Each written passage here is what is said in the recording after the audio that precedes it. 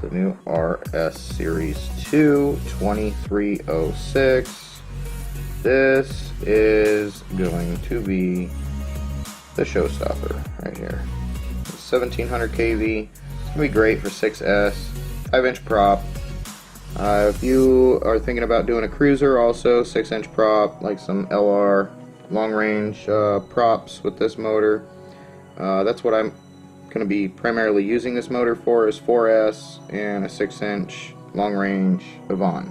And this is a good comparison. So what we've got here is, this is the comparison of the two.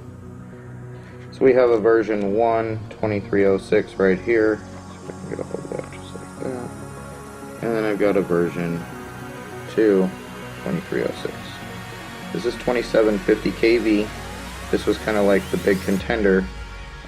If you were wanting to run for last year, racing last year, this was like the #1 motor.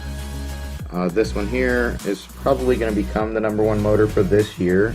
Results are going to have to come in. I mean, today is launch day, so I mean, today's June 6th, and that's when these were launched for sale. And I just so happened to get mine early and was able to do a review on them for you guys so you could see it the day of when they're launched. They are really light. I'm going to go grab my scales and we're going to see what these weigh. Okay, let's see what they weigh. Let's start with the brand new 2306. That's the 1700 kV. Looks like it's weighing right around 29-30 grams, so it's probably like 29.5. And we're going to do the original RS 2306. And that one weighs 34 grams. The original 2306 had fine windings.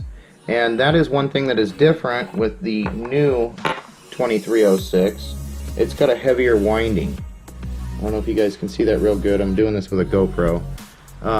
But this 2306 has got a heavier winding, and it's more costly to do a good quality winding in this heavier gauge wire. So Emax has really came through for us on this one.